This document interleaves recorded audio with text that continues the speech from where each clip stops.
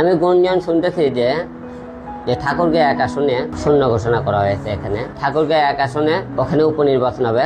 ওখানে বর্তমানে আমাদের এমপি ছিল, আপনি সবাই জানেন, বিএনপির আমাদের খুবই একজন নাম করা ব্যক্তি মির্জা ফখরুল আলমগীর। এখানে উপনির্বাচন হলে আমি শুনতেছি তার মেয়েকে নাকি ওখানে দেওয়া হবে।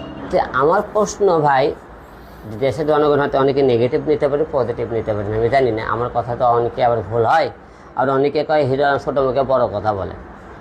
আমার প্রশ্ন হলো যে ওখানে তো নির্বাচন আসনে তার মেয়েকে দেওয়া হয়, তাহলে এমপি ছেলে এমপি হবে, পুলিশের ছেলে পুলিশ হবে, জেলের ছেলে জেলে হবে, তাহলে আর সাধারণ মানুষ তারা কি হবে?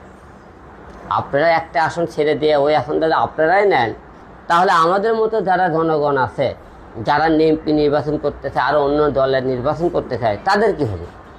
তাহলে সেই আসনটা ছেড়ে দিয়ে লাভ কি হলো?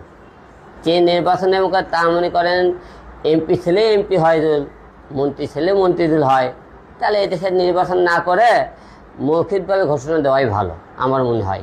এখন ভোট একান্ত ব্যক্তিগত সাবজেক্ট, প্রত্যেকটা লোকের ভোট নিজস্ব ব্যক্তিগত জিনিস। সে কাকে ভোট দিবে এটা আমরা জানতে পারি না, কিন্তু ভোট অনেক টাইমে না, ভোট হয় অনেক টাইমে নেতা দেখে, দল দেখে হয় না। কিছু কিছু দল দেখে ভোট হয়, সেটা ক্ষমতার জোরে।